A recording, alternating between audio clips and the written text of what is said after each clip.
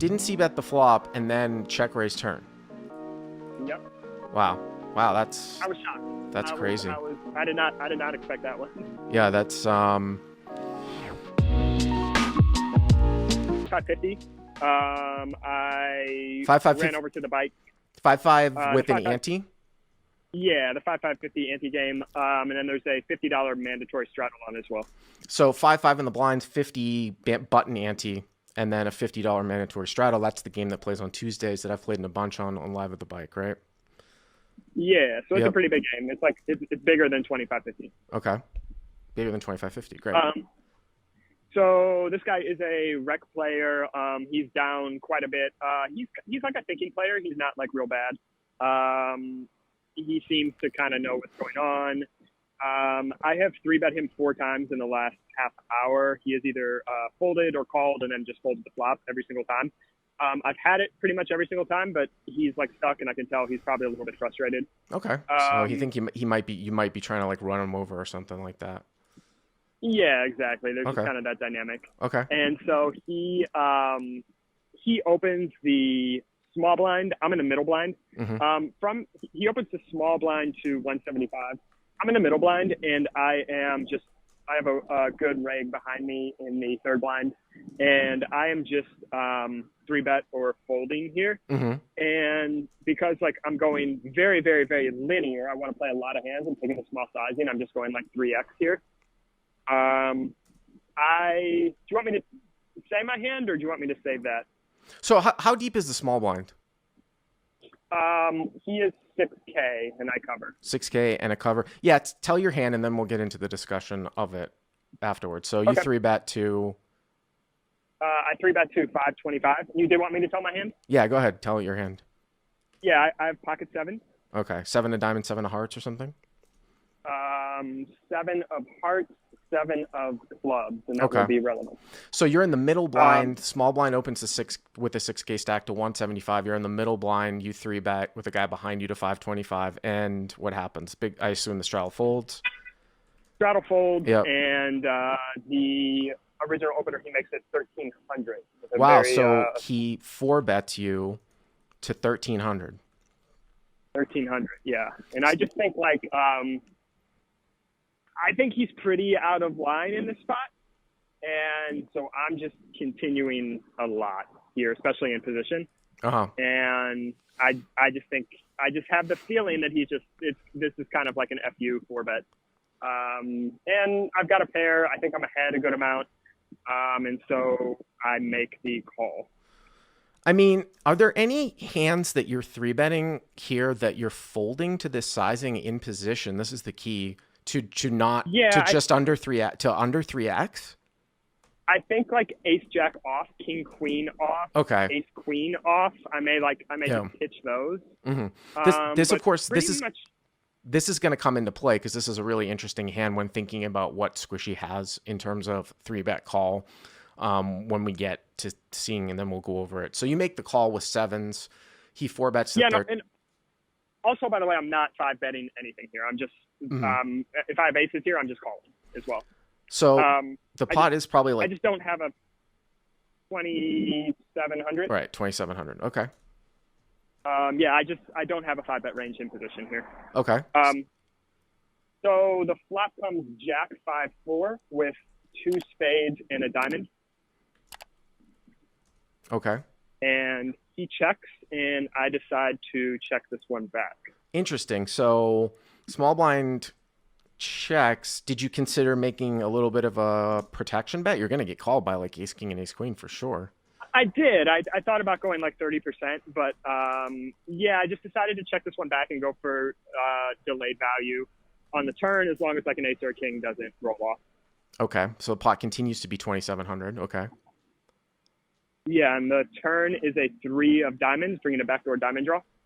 So now there's Jack 5-4 3, 2 spades, 2 diamonds. Yep. Okay. And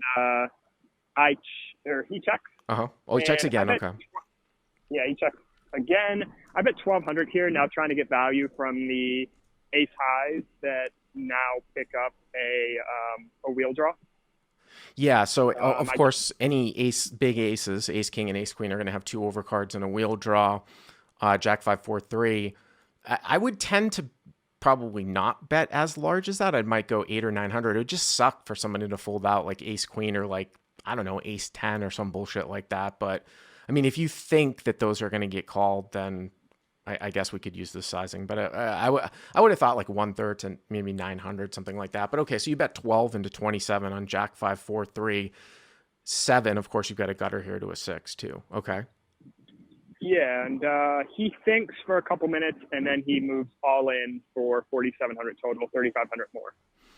Wow. So the small blind check jams for 4,700 total. Yeah. So this is interesting because I remember when we were talking about this, and people might look at this and they'd be like, oh, like, because we have to sort of make some assumptions. And I had asked you over text and you had agreed.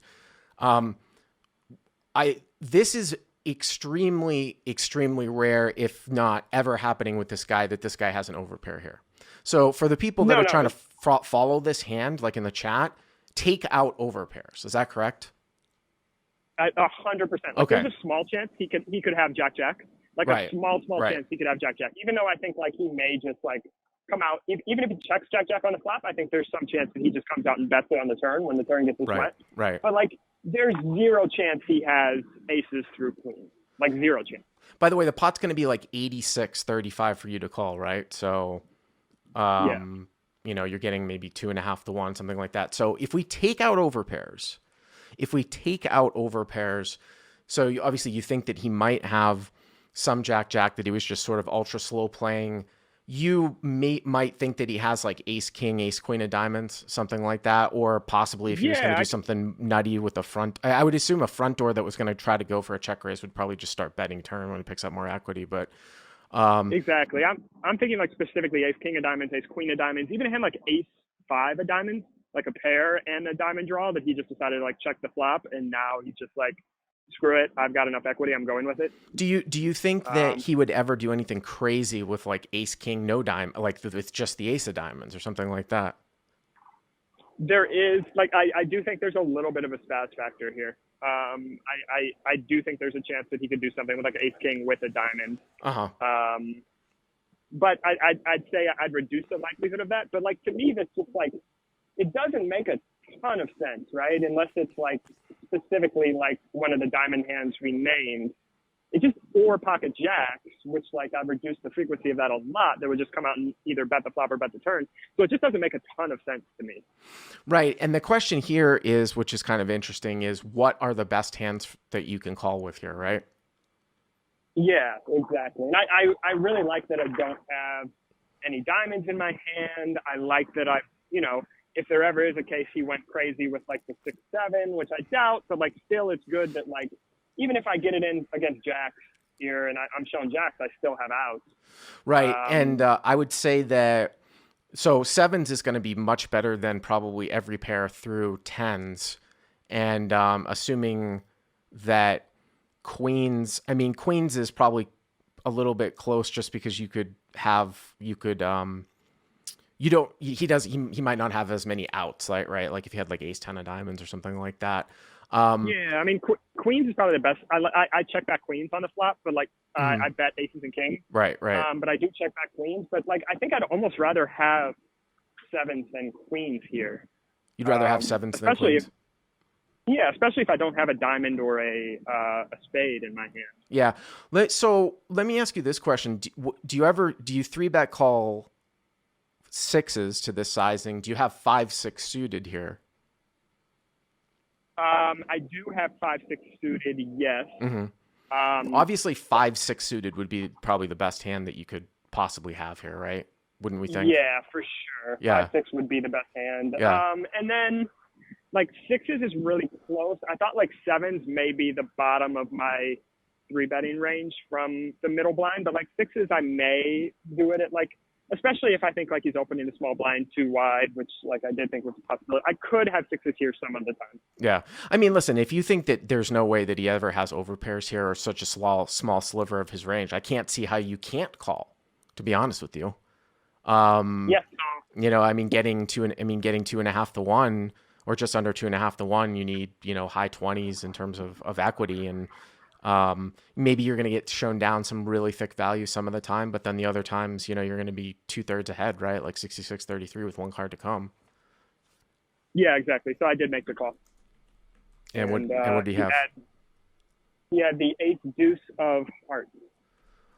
Wow, he has a wheel. He was out of line. He had the wheel. He was out of line. He didn't see bet the flop. And then check raise turn. Yep. Wow. I was shocked. That's crazy. I did not expect that one. Yeah, that's that sucks for you. I mean, obviously you got 4 outs though, right? I mean, yeah. I mean, you have a tad bit equity, but I didn't expect to see that one. I expect it's just going to be like ace king of diamonds every time, but yeah, nope.